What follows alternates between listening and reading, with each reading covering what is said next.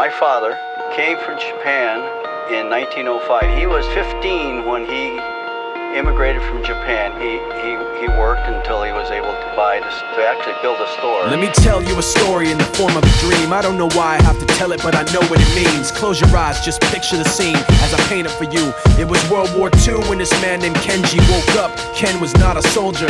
He was just a man with a family who owned a store in LA. That day, he crawled out of bed like he always did, bacon and eggs with wife and kids. He lived on the second floor of a little store he ran. He moved to LA from Japan, they called him immigrant. In Japanese, he'd say he was called Issei. That meant first generation in the United States, when everybody was afraid of the Germans, afraid of the Japs, but most of all afraid of a homeland attack. And that morning, when Ken went out on the doormat, his world went black, cause right there, front page news, 3 weeks before 1942, Pearl Harbor's been bombed and the Japs are coming. Pictures of soldiers dying and running.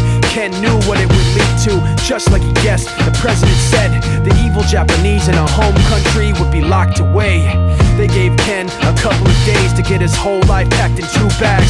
Just 2 bags, couldn't even pack his clothes. Some folks didn't even have a suitcase to pack anything in, so 2 trash bags is all it gave them. And when the kids asked Mom, where are we going? Nobody even knew what to say to them. Ken didn't want to lie, he said the US is looking for spies, so we have to live in a place called Manzanar, where a lot of Japanese people are. Stop it, don't look at the gunmen.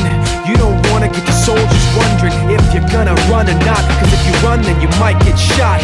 Other than that, try not to think about it. Try not to worry about it being so crowded, but someday we'll get out. Someday, someday.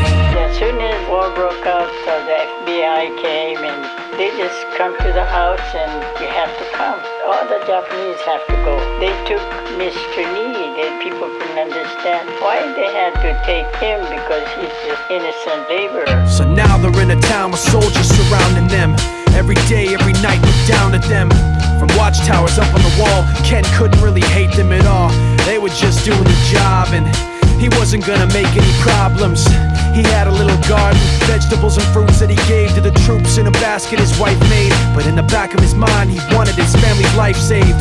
Prisoners of war in their own damn country, what for? And time passed in the prison town. He wondered if he'd live it down if and when they were free. The only way out was joining the army, and supposedly some men went out for the army, signed on, and ended up flying to Japan with a bomb. That 15-kiloton blast put an end to the war pretty fast.